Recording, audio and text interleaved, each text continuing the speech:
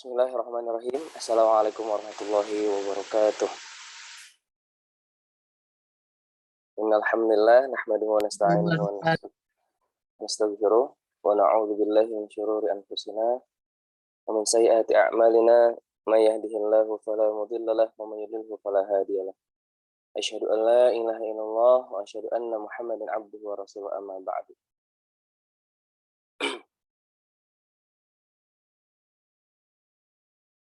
Alhamdulillah teman-teman, Bapak dan Ibu sekalian yang sudah hadir di sini. Kita dapat bertemu kembali dalam kajian Tadabbur Al-Quran atau Tadabbur Juz 30 khususnya. Insyaallah pada kesempatan kali ini kita akan membahas surah At-Tariq. Insyaallah kita khatam sekarang hari ini. Saya tampilkan dulu.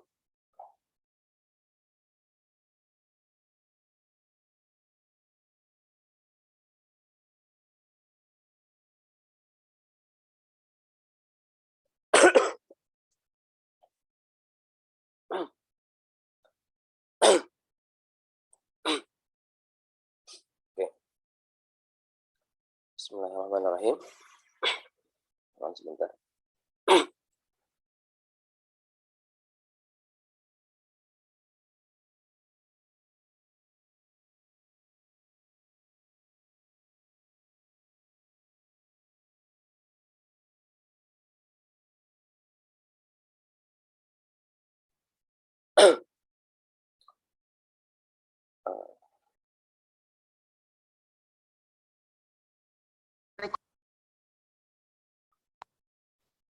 Kemarin kita sudah membahasnya sampai ayat ke-9. Insyaallah pada kesempatan kali ini kita akan melanjutkan dari ayat ke-10 sampai dengan ayat ke-17. Saya bacakan terlebih dahulu ayatnya. A'udzu billahi minasy syaithanir rajim. Bismillahirrahmanirrahim. Fama lahu min quwwatin wala nasir. Was-samaa'i dhatir raj' wal-ardi dhatis sad'i. Innahu laqawlun fasl wa ma huwa bil hazl. Innahum yakiduna kaida wa akidu kaida famahhilil kafirina amhilhum ruwaida. Bismillahirrahmanirrahim. Kita sedikit memurajaah saja dari awal. Di awal Allah telah bersumpah dengan langit dan At-Tariq. At-Tariq ini adalah sesuatu yang memukul keras di langit sana. Dan menurut beberapa keterangan itu adalah bintang yang mengatuk.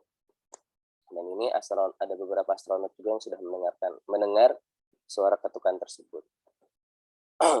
Di sini Allah menggunakan wa ma adraka, yang berarti di situ Allah mengatakan atau Allah mengisyaratkan kepada manusia bahwa kita manusia sepintar apapun, sehebat apapun teknologinya, kita tidak akan mengetahui secara 100% apa itu At-Tariq. Mungkin ada sedikit pengetahuan tapi tidak akan sampai 100%. Walaupun sudah dikasih bocoran oleh Allah, An-Najmu Tsaqib di sini. Sudah ada bocoran oleh Allah bahwa itu adalah An-Najmu, bintang yang tsaqib, yang terang benderang. Lalu Allah juga menjelaskan bahwa setiap manusia memiliki hafidh. Hafidh di sini berarti dua, Allah ataupun malaikat. Falyanzuril insanu mimma khuliqa mimma inda yakhruju min baini sulbi wat tara'ib. Allah menyuruh kita untuk mentadaburi lagi, hei manusia, kalian ini terbuat dari apa? Hai manusia, sebelum melakukan sesuatu ingat dulu kalian terbuat dari apa. Hai manusia, sebelum berbuat maksiat lihat dulu, ingat dulu kalian ini terbuat dari apa. Apakah kalian manusia terbuat dari sesuatu yang mewah, megah, atau dari sesuatu yang ya tidak akan jadi apa-apa sebetulnya kalau misalnya tidak Allah takdirkan. Hanya dari ma'in dafiq, air yang memancur. Innahu ala raj'ihi laqadir, bahwa sesungguhnya Allah itulah yang menciptakan kita, maka Allah dapat mengembalikan kita, menciptakan kita kembali. Ini menunjukkan bahwa adanya hari akhirat nanti, bahwa manusia akan dibangkitkan kembali. Di sini tidak lugas langsung, hai manusia, bahwa nanti ada hari akhirat. Tidak. Tapi di sini menuntut manusia untuk berpikir. Makanya yang membedakan agama Islam dengan agama yang lain adalah agama Islam itu agama berpikir. Berpikir dulu sebelum beriman. Itulah yang selalu dikatakan para sahabat ketika berdakwah. Sebelum beriman, pikirkan dulu. Kenapa? Karena ketika sudah beriman akan ada konsekuensinya. Harus konsisten. Konsisten terhadap keimanan, konsisten terhadap konsekuensinya. Ketika sudah beriman ya harus sholat. Ketika sudah beriman ya harus zakat. Sehingga tidak bisa, misalnya saya sudah beriman tapi sholat mah nggak usah lah. Atau misalnya zakat mah nggak usah. Kan saya sudah sholat. Atau enggak, banyak yang seperti ini. Misalnya saya tidak usah sholat karena saya sudah berzikir. Arti sholat kan adalah zikir. Tidak bisa seperti itu. Ketika sudah beriman, maka banyak konsekuensinya. Sholat, zakat, puasa, naik haji, dan sebagainya macam. Sehingga agama Islam ketika berdakwah selalu, ya, para sahabat, ya, sunnah para sahabat itu apa? Berpikir dulu, baru masuk Islam. Kalaupun misalnya tidak mau masuk Islam, tidak apa-apa. Yang penting taat terhadap negara Islam, tidak mencuri dan sebagainya macamnya, itu aman insya Allah. Kafir zimni namanya, bukan kafir harbi. Kafir zimni berhak kita lindungi. Yauma tublas sarair. Yauma tublas sarair. Di sini Allah mengatakan kata tubla. Tubla sebetulnya asal maknanya adalah dijadikan cobaan. Sesuatu yang dijadikan cobaan itu berarti nampak di hadapan kita. Misalnya kelaparan. Kalau kelaparan tadinya tidak nampak di hadapan kita, tidak akan menjadi cobaan bagi kita. Perang misalnya. Kalau misalnya ya, perangnya itu jauh, tidak nampak bagi kita, ya mungkin kita akan biasa-biasa saja.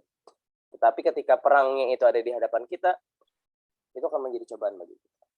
Nah, pada hari kiamat, pada hari ini, ya, pada hari yauma tublas sarair, apa yang dijadikan cobaan itu? As-sarair, jama dari sirrun. Apa yang dirahasiakan oleh manusia akan dijadikan cobaan baginya di akhirat nanti. Pada ayat-ayat yang lain dikatakan bahwa catatan manusia itu, ya, yang buruk, ketika di akhirat nanti akan disebarluaskan. Dan itu akan menjadikan siksaan pertama bagi orang-orang kafir. Bagi orang-orang yang berbuat maksiat, disebarluaskannya perbuatan buruk mereka ketika di dunia itu akan menjadi siksaan pertama di alam di hari akhir nanti. Bayangkan saja ketika kita di dunia kan, apabila kita memiliki kesalahan lalu ditampakkan, kita akan malunya, masya Allah, malu sekali.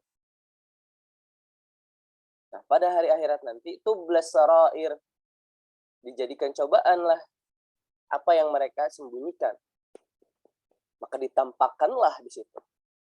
Nah, ini menjadi penguat dari ayat-ayat yang lain bahwa di akhirat nanti akan ditampakkan semua apa yang kita lakukan. Mungkin orang zaman dulu masih sulit untuk memahaminya, masih sulit untuk mengimaninya. Harusnya orang zaman sekarang dengan segala teknologi yang ada, dengan perkembangan teknologi yang sangat maju, harus lebih mengimani hal ini. Kenapa? Karena sekarang kita, contohnya saja, kajian kita ini direkam dan dapat disaksikan oleh orang seluruh penjuru dunia di channel YouTube, Akona TV. Ini bisa disaksikan. Ini manusia, karya manusia. Lalu bagaimana dengan Allah yang Maha Kuasa? Lalu bagaimana dengan Allah yang Maha Segalanya? Bagaimana dengan Allah yang Maha Mencipta? Yang apabila ingin melakukan sesuatu, menciptakan sesuatu, hanya mengatakan kun, jadilah, fayakun, maka jadi. Inilah Bapak dan Ibu, kita harus hati-hati. Satu ayat ini saja, kalau kita imani, kita tadaburi, kita tidak akan berbuat kesalahan. Kita akan selalu berpikir, ketika akan melakukan kejahatan, melakukan kesalahan, melakukan maksiat, kita ingat ayat ini, yauma tublas sarair. Ingat ayat ini. Ketika kita akan melakukan sesuatu, ingat ayat ini, yauma tublas sarair, yauma tublas sarair. Insyaallah kita akan menjadi pribadi yang lebih baik dari waktu ke waktu. Amin ya Allah. Wa ma lahu min quwwati wa la nasir. Fama lahu min quwwati wa la nasir.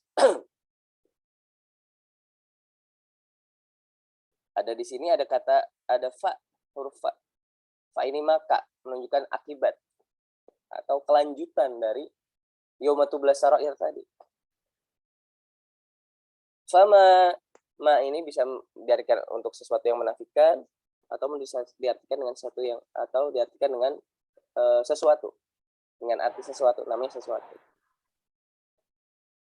Di sini gunanya untuk menafikan. Wa ma lahu, dan tidaklah milik manusia, lahu milik mereka, miliknya, milik orang yang ditampakkan tadi sarairnya itu, min quwwati wala nasir, tidak ada kekuatan dan tidak ada penolong. Min quwwati, dari tidak ada kekuatan untuk mengelak, wala nasir, dan tidak ada penolong. Bahkan pada ayat lain setan itu mengelak ketika kita nanti misalnya, naudzubillah, ketika ada seorang yang berbuat buruk, berbuat maksiat, lalu di akhirat nanti, setan, kamu kan yang menjerumuskan saya, kamu harusnya dapat hukuman yang lebih berat. Atau kepada manusia yang lain, orang yang menjerumuskan kita, mereka akan mengelak di akhirat nanti. Oh kan saya cuman ngajak aja, salah kamu sendiri dong, kenapa ikut? Ini jelas di Al-Quran. Kita nggak punya kekuatan nanti di akhirat. Nggak ada yang nolong. Yang menolong kita hanyalah amal-amal kita. Maka dari itu Bapak dan Ibu, apabila sarair kita ingin ditunjuk, ketika sarair kita ditunjukkan kita ingin bahagia, maka sarair kita itu haruslah perbuatan-perbuatan baik. Makanya kan diajarkan dalam Islam, ketika berbuat baik sembunyikan. Jangan sampai perbuatan baik malah ya, kalau dalam konteksnya sebagai untuk mengajak orang lain berbuat baik,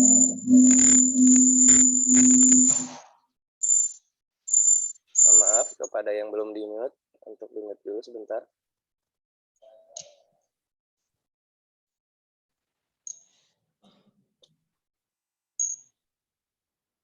Oke.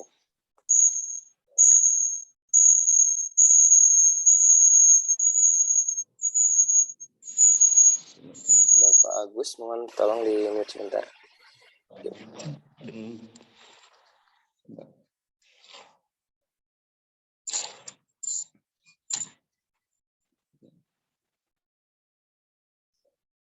Lanjutkan kembali.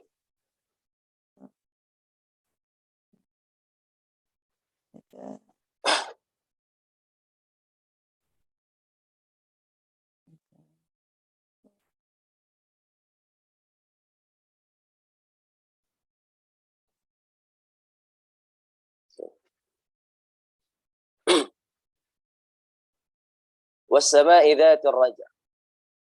Pada ayat ini Allah bersumpah kembali. Di awal Allah sudah bersumpah dengan langit. Pada ayat ke-11 ini Allah bersumpah lagi dengan langit.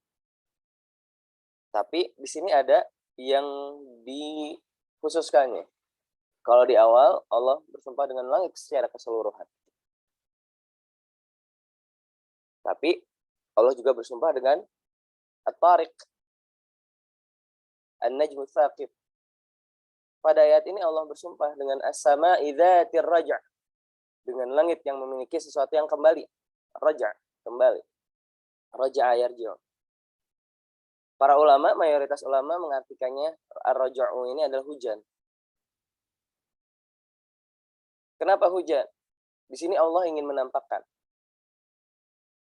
wahai manusia, masih ada kaitannya dengan ayat-ayat sebelumnya. Apa yang kalian lakukan itu akan ditampakkan.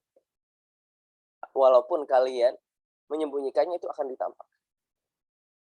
Pada hari itu kalian tidak akan memiliki yang namanya kekuatan. Tidak memiliki yang namanya penolong. Maka sadarlah manusia. Kalau mau buat sesuatu, ingat. Kalau kamu tidak dapat mengingat Tuhan, maka ingatlah bahwa ada yang lebih besar darimu, yaitu langit, yang selalu memberikan manfaat. Dengan apa? Dengan hujan yang selalu datang. Dengan hujan yang sering turun, lalu naik lagi ke atas. Begitu kan dalam IPA. Air hujan itu kan dari bawah juga. Dari air yang ada di bumi, lalu ke atas menguap, kondensasi, lalu turun lagi, balik lagi, terus berputar. Ingatlah manusia, ada sesuatu yang bermanfaat, yang lebih besar darimu. Kamu ini tidak bukan apa-apa. Langit saja dan hujan nurut sama Allah. Mereka nurut. Mereka yang besar, mereka yang lebih hebat darimu, nurut kepada Allah. Maka bagaimana dengan dirimu manusia? Allah ingin menyampaikan hal ini. Berpikir lagi-lagi berpikir. Agama Islam ini agama berpikir. Kita harus berpikir sebagai umat Islam. Atau juga ada pendapat lain, yaitu planet. Kullun, pada surat yang lain ada kullun fi falakin yasbahun. Kullun fi falakin yasbahun. Semua benda langit itu fi falak, pada ada garis edarnya, pada orbitnya, yasbahun, berkeliling. Yasbahun artinya artinya berenang. Mengalir di situ. Muter-muter di falak. Kembali, roja. Kembali. Sama, ini juga masih seperti tadi. Manusia ingat, ada hal yang lebih besar, tapi mereka lebih taat kepada Allah dibandingkan kamu. Ataupun malaikat, ada pendapat lain malaikat. Kenapa malaikat? Karena malaikat itu bolak-balik Bapak dan Ibu. Bolak-balik melaporkan kepada Allah, melaporkan apa yang dilakukan oleh manusia. Malaikat bolak-balik naik turun terus. Melaporkan, si fulan tadi baru melakukan, si fulan pada jam segini, detik segini melakukan ini. Sehingga apa di sini? Kita harus lebih hati-hati dalam bertindak. Ayat ini mengingatkan kita untuk berhati-hati juga dalam bertindak. Hati-hati, ada yang bolak-balik membawa catatan amal kita. Hati-hati, ada yang bolak-balik melaporkan terus apa yang kita lakukan. Kalau sama CCTV aja takut, kenapa sama malaikat tidak? Kenapa? Kalau sama CCTV saja takut, kenapa sama Allah tidak takut? Salah satu penggunaan CCTV kan itu. Biar nggak ada maling katanya. Bahkan sampai ada CCTV yang palsu, hanya untuk ketika orang datang itu takut, tidak berani berbuat apa-apa. Lalu bagaimana dengan Allah yang Maha mengetahui? Lalu bagaimana dengan Allah yang Maha mendengar? Kalau kita selalu sadar bahwa Allah Maha melihat, kita akan berhati-hati dalam apa yang kita lakukan. Kalau kita menyadari bahwa Allah Maha mendengar, kita akan hati-hati dalam apa yang kita ucapkan. Maka berhati-hatilah Bapak dan Ibu. Wal ardi dzati sa'r.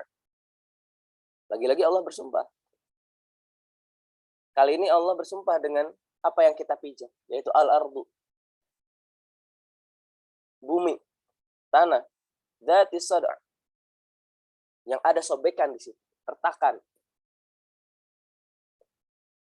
As-sad'u itu bisa retakan, bisa belahan, bisa sobekan. Para ulama mengartikannya sebagai tumbuhan, ya, karena tumbuhan ketika tumbuh dia menyobek tanah. Ada juga yang mengartikannya sebagai sungai ataupun yang lain yang keluar dari bumi. Ada yang mengartikan ma'din, benda berharga dia yang ada di dalam tanah. Bisa berupa emas atau apapun itu yang ada di dalam tanah. Dalilnya, "Tsumma syaqaqnal arda syaqqa." Maka kami bukakan, kami sobek bumi. Lagi-lagi apa di sini? Ada ardun yang selalu memberikan manfaat kepada manusia. Wahai manusia, Allah itu sudah menjadikan bumi taat kepadanya untuk apa? Untuk memberikan fasilitas-fasilitas kepada manusia. Kalau Allah tidak memberikan fasilitas-fasilitas itu, lantas kita ini apa? Gak makan sehari saja sudah sakit perut. Telat makan saja yang punya mah sudah gulang-guling sakit perut. Ya, manusia, ingatlah manusia. Ada bumi yang selalu taat kepada Allah. Bahkan ketika disobek pun oleh Allah untuk mengeluarkan tumbuhan, untuk mengeluarkan hal-hal yang bermanfaat bagi manusia, dia taat. Dia tidak mengelak. Bumi tidak pernah mengelak kepada Allah. Padahal bumi dan laut itu sudah bosan dengan apa yang dilakukan oleh manusia. Pada kajian-kajian sebelumnya saya jelaskan bahwa bumi ketika bergoncang itu sebetulnya sudah ingin sejak lama, tapi karena Allah belum mengizinkan, maka belum melakukan. Laut itu sudah bosan dengan apa yang dilakukan oleh manusia, buang sampah ke laut, bermaksiat di pantai. Air laut itu sudah ingin tumpah ke bumi, sudah ingin membinasakan manusia. Tapi apa? Allah tidak mengizinkannya. Di sinilah rahman-rahimnya Allah. Allah selalu memberikan kesempatan kepada kita untuk bertaubat. Maka taatlah manusia. Wal ardi dzatis sad'a. Innahu laqaulun fasl. Pada ayat ini pindah kepada Al-Qur'an. Setelah tadi Allah menunjukkan kekuasaan-kekuasaannya, ayat-ayatnya, ayat kauniyahnya. Ya, Bapak dan Ibu, ingat bahwa ayat itu ada dua, ayat kauniyah dan ayat qauliyah. Ayat kauniyah sudah Allah tunjukkan tadi. Ada langit dengan segala macam kedahsyatan. Ada bumi dengan segala macam kemanfaatan yang diberikannya. Dan keduanya taat kepada Allah. Di sini sekarang Allah membawa manusia. Hei manusia, ada ayat lain loh yang perlu kalian cermati. Innahu, sesungguhnya, hu Al-Quran, laqaulun. Di sini ada dua penekanan Bapak dan Ibu. Inna dan la. La di sini la.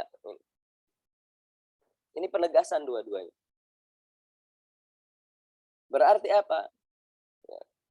Pada dasarnya ayat ini ditujukan kepada orang kafir yang hatinya sudah bebal, hatinya sudah keras.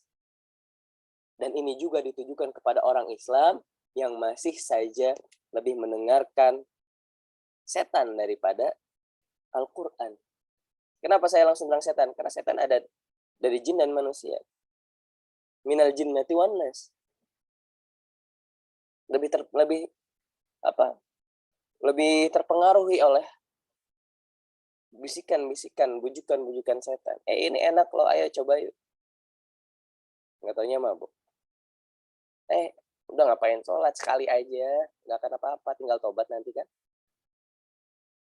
Rayuan-rayuan seperti ini sering ada di antara kita, di antara umat Islam. Bahkan oleh umat Islam itu sendiri. Innahu laqaulun fasl. Fasl itu asal katanya itu memisahkan. Fasala Makanya kelas dalam bahasa Arab dinamakan faslun, memisahkan antara kelas antara grade level 7 dengan level 8 dengan level 9 misalnya. Faslun karena memisahkan. Al-Qur'an ini memisahkan apa? Memisahkan antara al-haq dan batil. Memisahkan antara yang hak dan batil. Al-Qur'an ini sebagai petunjuk bagi kita. Dzalikal kitabul la raiba fi. Tidak ada keraguan di dalamnya. Hudal lil muttaqin, petunjuk bagi orang-orang yang bertakwa. Kenapa menjadi petunjuk bagi orang yang bertakwa? Karena orang yang bertakwa itu akan selalu merindukan kebenaran. Sehingga membutuhkan petunjuk. Maka Allah berikanlah yang namanya Al-Qur'an. Untuk dibaca, untuk didengarkan, dibaca, difahami, dihafalkan, diamalkan. 5 tingkatan keimanan manusia terhadap Al-Quran. Mendengarkan, membaca, memahami, menghafalkan, lalu mengamalkan. 5 keimanan, 5 tingkat. Semoga kita bisa meraih kelima tingkat tersebut. Amin ya Allah. Wa ma huwa bil hazl. Wa-nya ini kembali kepada innahu, ya, kepada hu. Dan Al-Qur'an ma huwa bil hazl. Bukanlah al-hazl. Hazl itu permainan, olok-olok, senda gurau. Karena orang-orang Quraisy pada saat itu menganggap bahwa Al-Qur'an itu perkataan Nabi Muhammad dan hanya permainan saja. Hanya olok-olok saja. Sehingga mereka kadang mengolok-olok menjadikan Al-Qur'an sebagai olok-olokan. Dan ini hati-hati Bapak dan Ibu.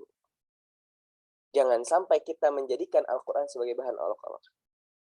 Kalau misalnya kita belum bisa mengamalkan yang ada di dalam Al-Qur'an, maka janganlah kita mengolok-olok isi Al-Qur'an tersebut.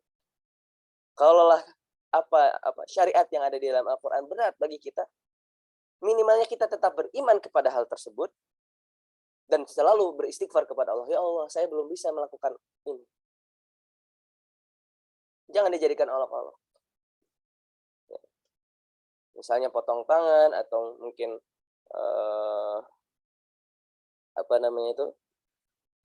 poligami misalnya. Karena dijadikan olok-olokan. Kalau tidak bisa mengamalkannya sudah. Tidak usah menjadikannya bahan olokan. Tidak usah menjadikannya bahan guyon. Tidak usah. Ketika kita tidak dapat mengamalkan apa yang ada di Al-Quran, kita tetap mengimani. Tapi apa? Tetapi harus terus beristighfar kepada Allah, meminta ampun kepada Allah bahwa kita tidak bisa mengamalkan.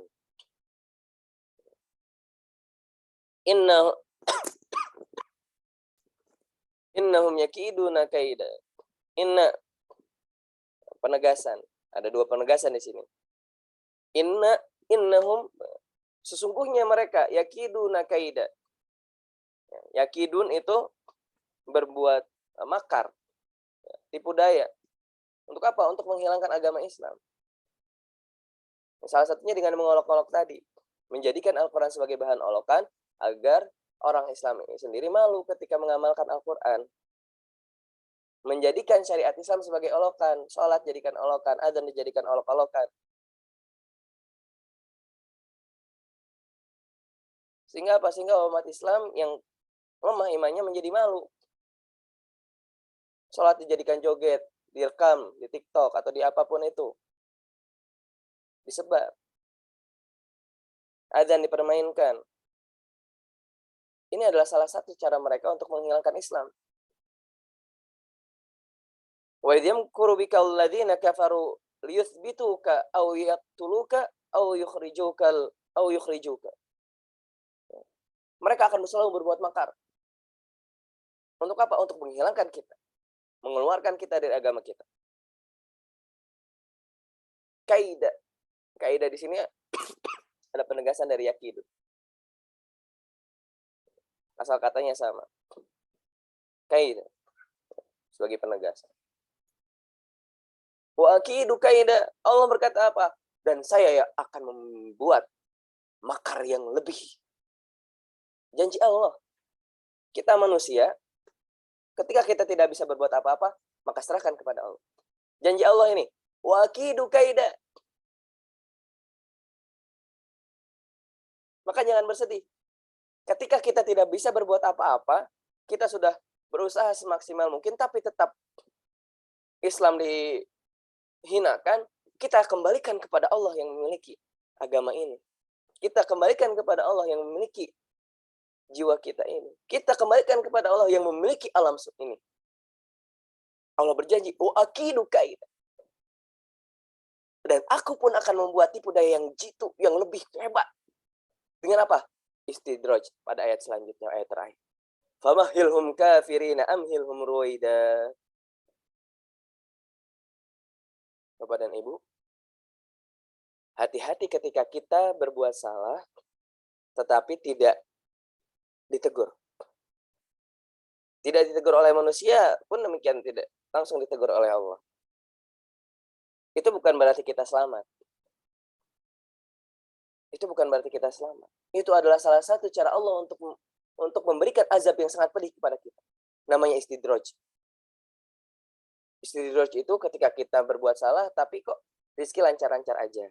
Kita meninggalkan sholat, tapi kok karir tetap naik terus. Kita selalu gibahin orang, tapi kok banyak temannya. Banyak yang membela kita. Istidraj. Famahilum kafirina amhilhum ruwaida. Tangguhkan saja, tenang. Biarkan mereka melakukan apa yang mereka inginkan. Karena nanti di akhirat akan ada yang lebih parah yang mereka dapatkan. Di akhirat nanti sudah Allah siapkan neraka yang membakar. Maka jangan sedih Bapak dan Ibu ketika mengajak orang kepada kebaikan lalu ditolak. Jangan sedih. Slow aja, nyantai aja. Kenapa? Karena ada Allah. Kembalikan kepada Allah. Kita sudah menjalankan kewajiban kita sebagai umat muslim, yaitu mengajak kepada kebaikan. Sisanya biarkan Allah. Kalau Allah menghendaki dia beriman, maka Allah pasti akan memberikan hidayah. Tapi kalau orangnya bebal, tidak mau dikasih tahu, ya sudah. Biarkan saja. Yang penting apa, Ibu dan Bapak, teman-teman? Kita harus menjalankan tugas dakwah. Dakwah itu tidak hanya bicara seperti saya seperti ini, tapi dakwah bisa dengan perilaku Bapak dan Ibu. Dakwah bisa dengan tindakan teman-teman. Dakwah tidak hanya berbicara di depan kamera seperti ini atau di depan mimbar, tapi dakwah bisa dengan bilhal, dengan perbuatan. Bapak dan Ibu memberikan makanan kepada orang-orang yang membutuhkan. Itu dakwah juga. Kelihatan sama orang lain, oh iya, saya juga pengen deh besok ngasih makan sama orang-orang yang kurang mampu. Di situ Bapak dan Ibu akan mendapatkan pahalanya juga. Maka teruslah berbuat baik Bapak dan Ibu. Jauhi perbuatan buruk, karena itu akan menjadi asrar, sarair yang akan ditunjukkan oleh Allah nanti di akhirat. Dan teruslah berbuat baik, karena itu akan menjadi dakwah bagi sekeliling kita. Dan teruslah berdakwah.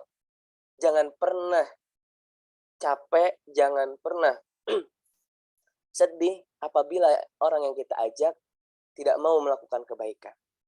Kita doakan kepada Allah semoga dia mendapatkan hidayah, tapi kalau misalnya dia tidak mau, memang dianya sendiri tidak mau beriman, tidak mau berubah, maka sudah. Ada Allah yang akan memberikan ganjaran yang lebih pantas. Oke, Bapak dan Ibu. Wallahu a'lam bishawab.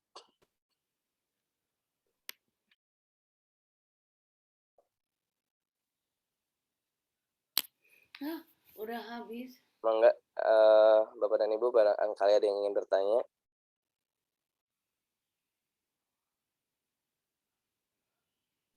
Silakan bisa angkat tangan atau langsung dibuka saja mikrofon.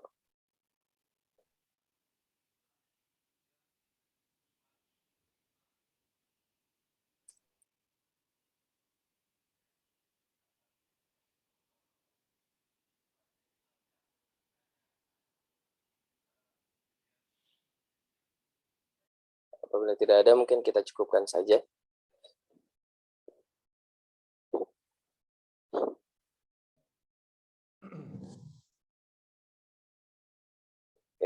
Ada pertanyaan bagaimana menghindari istidraj. Umar bin Khattab pernah berkata, kalau tidak salah ini Umar bin Khattab yang berkata,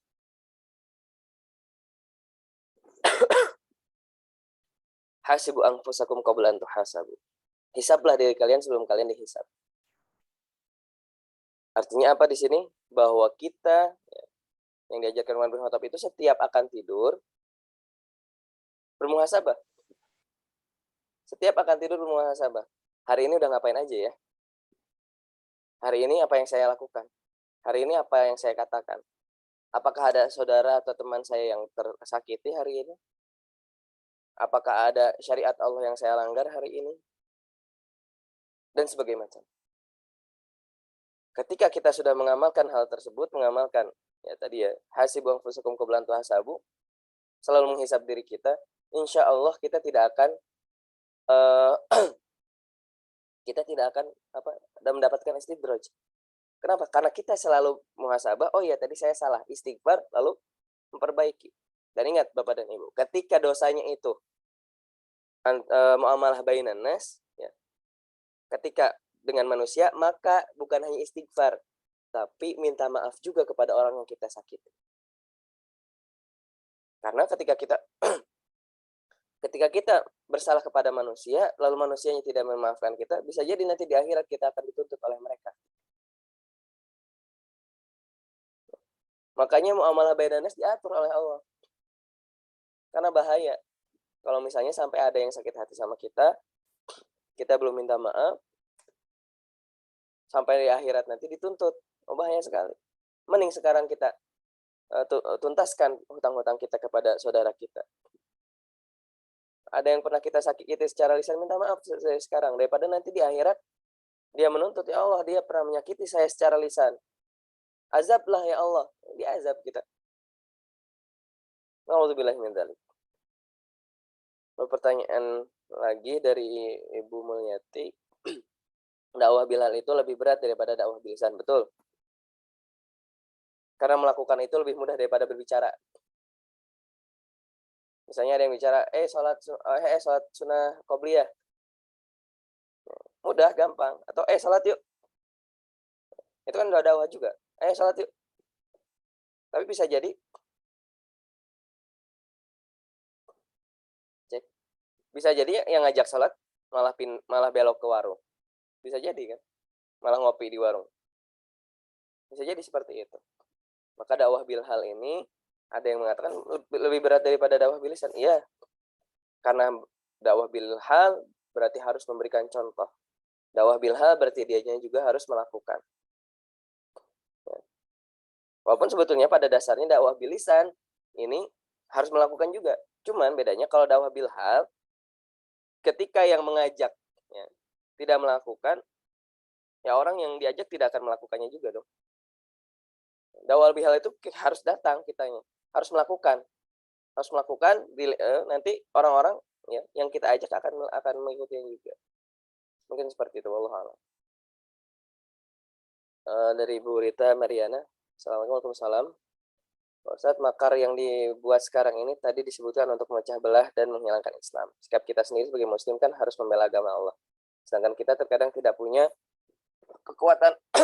Apakah iman kita dianggap lemah jika hanya berdoa? Apa yang sebaiknya dilakukan untuk membela agama Allah? Bapak dan Ibu punya HP kan? Bapak dan Ibu bisa pasang status. Bapak dan Ibu bisa, ataupun yang punya Twitter, pakai Twitter. Bela agama Allah dengan jempol kita itu. Sekarang perang tidak usah angkat senjata. Perang media lebih kuat daripada perang senjata. Dengan media suatu negara bisa hancur lebur. Dengan media juga satu negara yang buruk bisa terlihat indah. Kita punya media, Bapak dan Ibu. Kita punya HP yang bisa kita gunakan, maka gunakanlah. Bikin status-status yang setidaknya menunjukkan bahwa hal itu salah. Sehingga orang Muslim, ya, teman-teman kita yang ada dalam kontak kita tahu bahwa itu salah. Sehingga saudara-saudara kita yang ada dalam satu kontak dengan kita kita akan semakin kuat dalam ikatan Islam. Kita sadarkan mereka yang belum sadar. Ya, teman-teman kita mungkin ada yang mendukung dengan hal tersebut. Kita sadarkan. Yang bisa dengan status, bisa dengan apa? Ya. Kita lakukan semampu kita. Adapun tingkat keimanan kita bagaimana itu gimana? Yang penting kita sudah berusaha semaksimal mungkin. Yang dikatakan ya dalam hadis bahwa doa itu adalah lemah-lemahnya iman itu adalah ketika kita tidak berbuat apa-apa, cuman udahlah kan bisa doa aja, udah. Kita tidak berusaha dengan lisan kita tidak berusaha dengan tangan kita. Langsung aja kan yang penting mah doa, yang penting mah berdoa saja. Nah ini yang dianggap sebagai selemah-lemahnya iman. Tapi kalau kita sudah berusaha, ini buruk nih, ayo kita sebarkan kebaikan lewat status, lewat Twitter, lewat Instagram. Itu sudah menjadikan Bapak dan Ibu, status kita itu nanti akan menjadi saksi di akhirat bahwa ya Allah ini beliau si fulan sudah melakukan pembelaan terhadap agamamu ya Allah. Maka belalah dia di akhirat ini. Ada kesalahannya, oke, itu kesalahan dia. Tapi dia sudah membela agamamu ya Allah. Begitu Ibu. Kita melakukan semampu kita. Terlebih lagi kita sekarang punya media. HP kita itu bisa kita jadikan senjata. Twitter kita, Facebook kita, Instagram kita, YouTube kita kalau yang punya channel YouTube, silakan. Sebarkan kebaikan. Perang pemikiran di sini. Kita berjuang. Kita tidak mengangkat senjata seperti saudara-saudara kita di Palestina.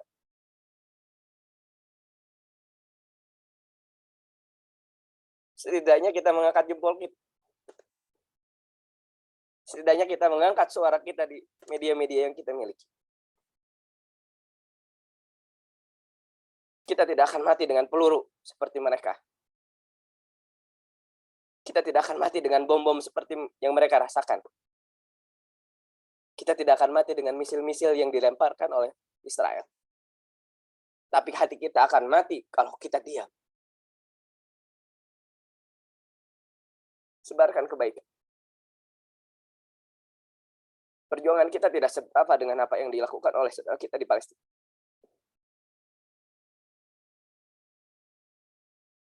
Angkat suara kita.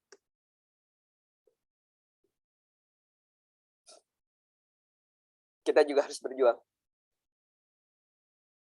Kiamat sudah dekat kepada Nabi. Wallahu alam, apakah Rusia dan Ukraina ini adalah awal dari perang dunia ketiga? Kalau lah iya, maka dunia tidak lagi aman. Lebih baik sekarang kita berjuang, mati dalam keadaan berjuang. Di sini bukan berarti saya menyuruh atau mengajak teman-teman mengangkat senjata, mengangkat senapan ataupun sebagainya. Angkat media kita. Bersatu. Bersatu dalam satu kalimat tauhid. La ilaha illallah Muhammadur Rasulullah. Perbaiki diri, perbaiki tiap individu.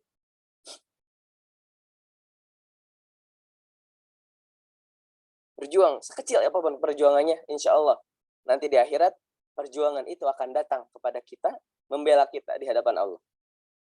Mungkin itu Ibu yang dapat saya sampaikan. Allah alam bisawab.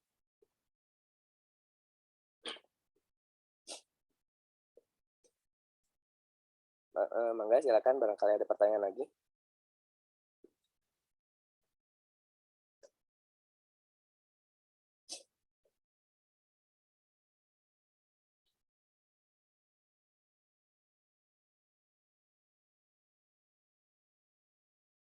Apabila sudah tidak ada pertanyaan, mungkin dapat kita akhiri saja ya pertemuan kita pada kali ini. Mangga. Ibu.